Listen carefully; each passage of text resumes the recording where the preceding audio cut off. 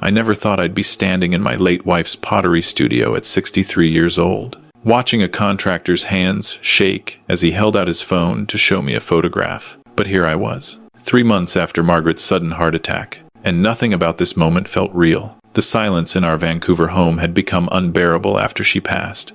37 years of marriage, and suddenly the house felt too big, too quiet, too full of her absence.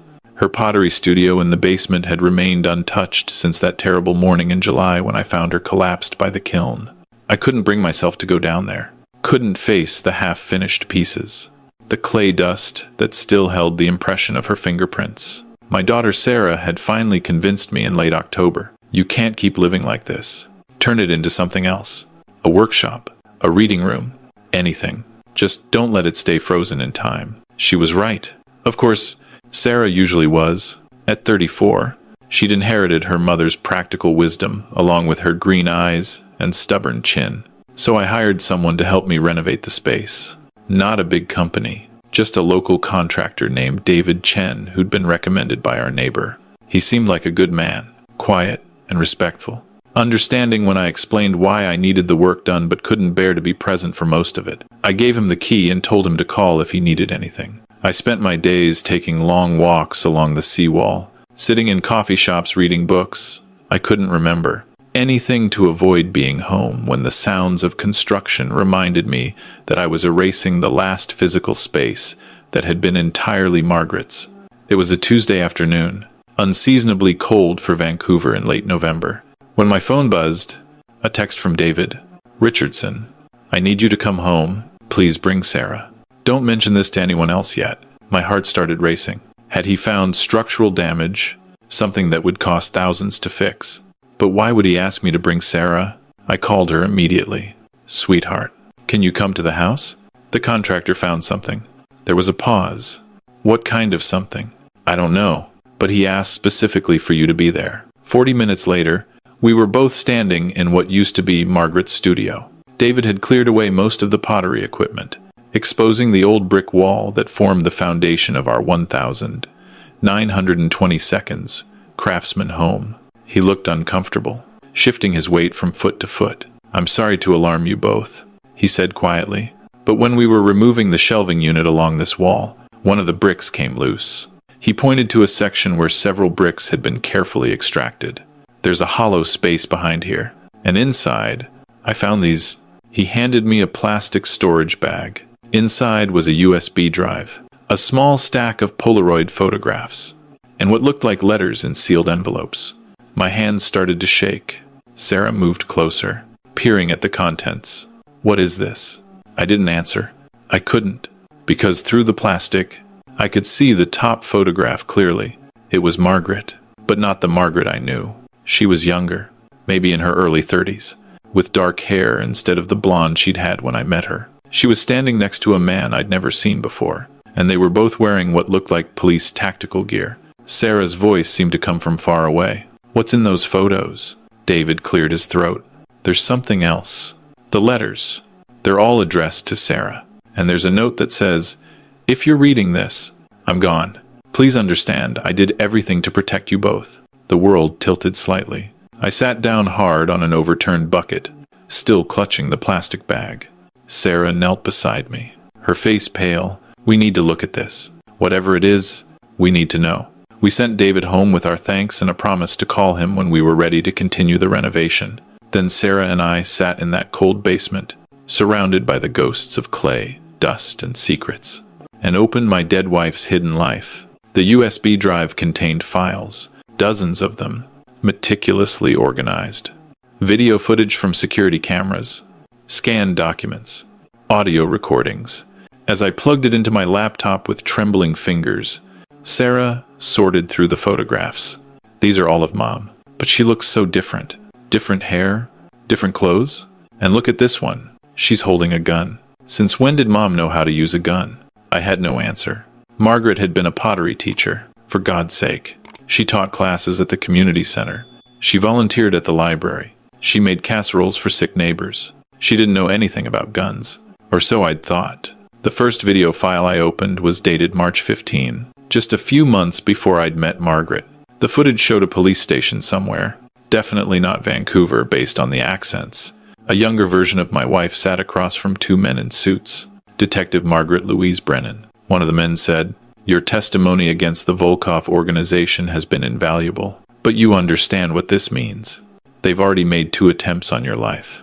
The third will succeed unless you disappear." Detective Margaret Brennan, leaned forward. Her voice was harder than I'd ever heard it, sharp with resolve. "I understand. What are my options?" "Witness protection. New identity. New city. New life. You'll have to leave everything behind. Everyone you know. Your family. Your friends. Your career. Everything." There was a long pause. Then she nodded. "Where would I go?" "We're thinking Vancouver. Clean slate. Different country. The Volkovs have minimal operations in Canada. You'd be safe there." Sarah was reading over my shoulder now, her hand gripping my shoulder so tightly it hurt. Mom was in witness protection. This whole time, I opened another file. This one was a scanned document, a police report from 1985.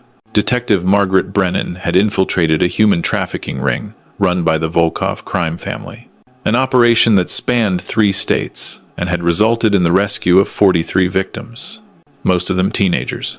Her undercover work had led to the arrest and conviction of 12 high-ranking members of the organization. It had also made her a target. The letters were harder to read. They were written in Margaret's handwriting, that familiar slanted script I'd seen on grocery lists and birthday cards for over 3 decades. "My dearest Sarah," the first one began, "if you're reading this, then I'm gone. And you and your father have found what I hoped you'd never have to find. I'm so sorry. Sweetheart. I'm sorry for every lie, for every half-truth, for building our life on a foundation of deception."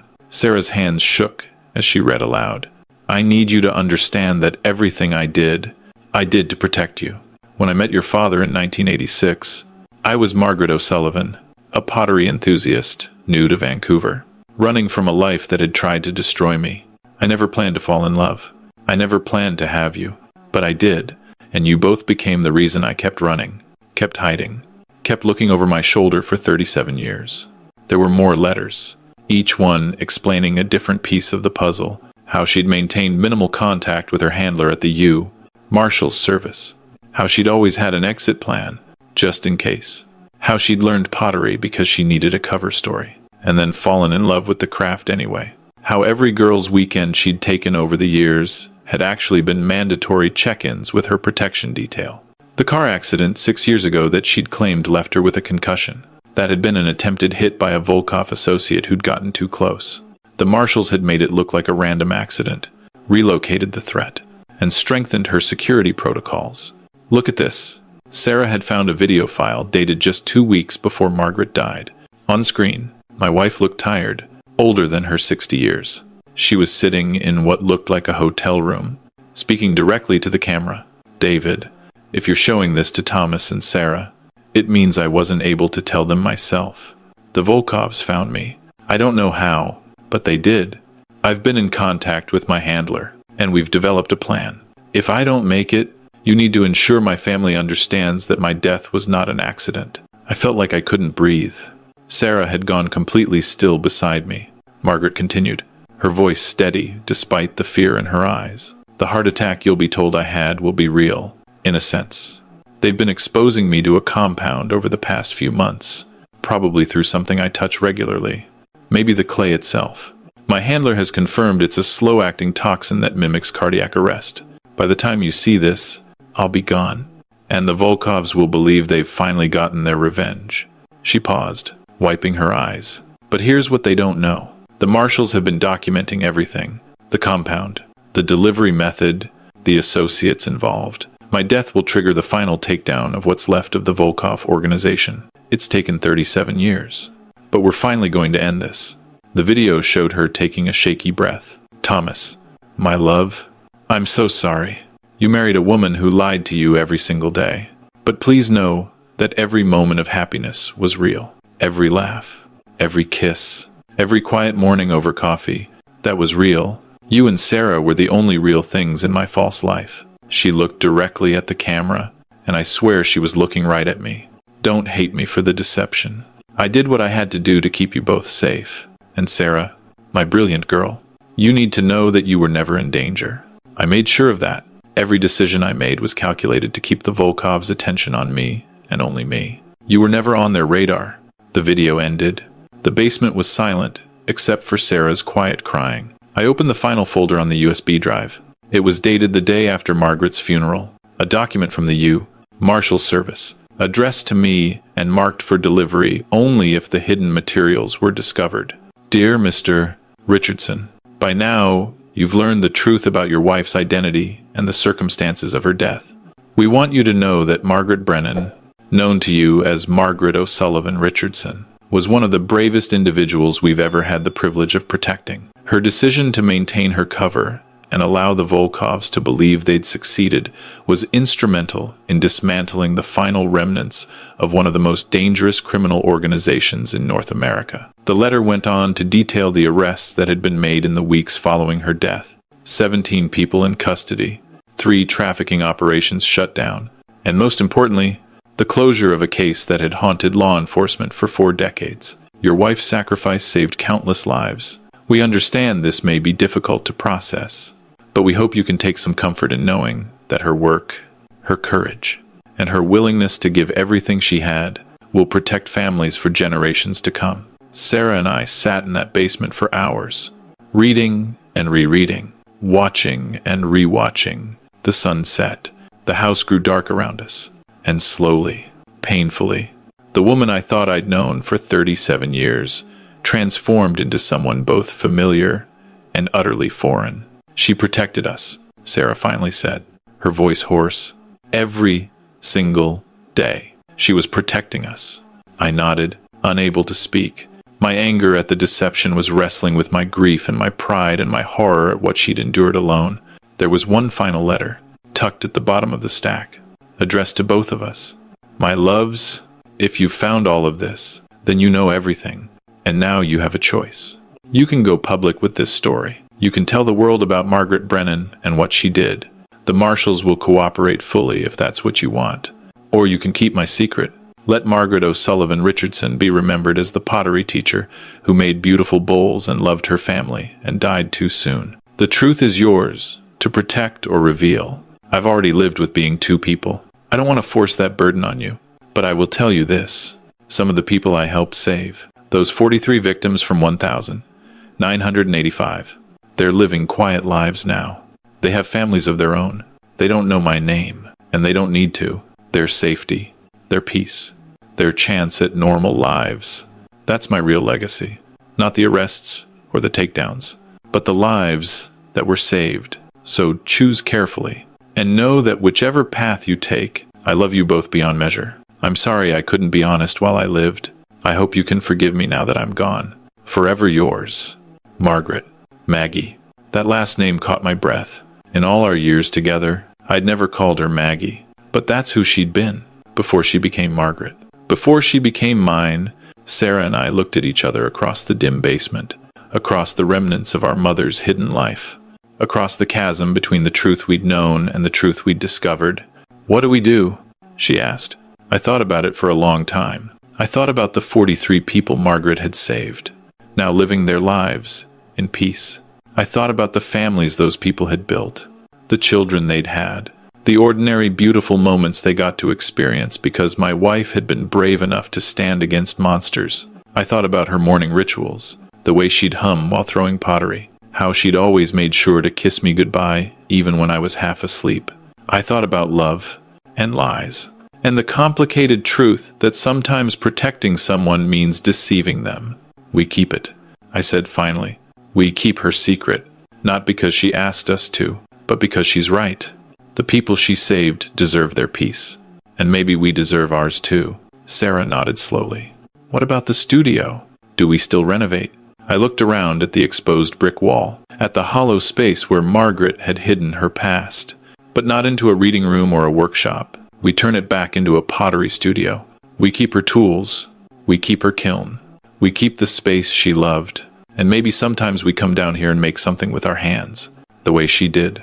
Creating something beautiful was never her cover story. That part was always real. We called David Chen the next morning. We told him we'd found some old family photos and letters. Nothing that changed the renovation plans. We asked him to seal up the wall and continue the work. We never told him what had really been hidden there. The pottery studio is finished now. Sarah comes over twice a week, and we work with the clay together, our hands learning the shapes Margaret knew so well. We don't talk about what we found. Not really. But sometimes Sarah will say something like, "Mom would have loved this glaze color." And I'll nod. And we'll both be thinking about Detective Margaret Brennan, who saved 43 people and spent 37 years looking over her shoulder so her family could look forward. I keep one of the Polaroids hidden in my wallet. It's Margaret at maybe 33, dark-haired and fierce, wearing tactical gear and looking like she could take on the world. Sometimes I take it out and look at it. This woman I never knew but who was always there. Underneath the pottery teacher, underneath the wife, underneath the mother. She lied to me for 37 years. She deceived me, kept secrets, built our life on a foundation of false identity. And yet every moment of happiness was real. Every act of love was genuine. She was two people, and I loved them both. Some secrets are meant to protect, not deceive. And some heroes never get monuments. They get quiet basements with pottery wheels, where their families remember them, not for the battles they fought, but for the beauty they created in between. I'm 63 years old, and I'm still learning who my wife really was. I think maybe I'll spend the rest of my life learning, discovering new facets of the woman who loved me enough to lie to me every day. And somehow, impossibly, I've found a way to be grateful for both the truth and the deception. Because in the end, they were both acts of love. Margaret O'Sullivan Richardson, Detective Margaret Louise Brennan, whoever you really were, wherever you are now. I hope you're finally free of looking over your shoulder. I hope you're at peace. And I hope you know that we forgive you. We understand. And we'll keep your secret safe, the same way you kept us safe all those years. That's what love is. After all, protection, in whatever form it needs to take.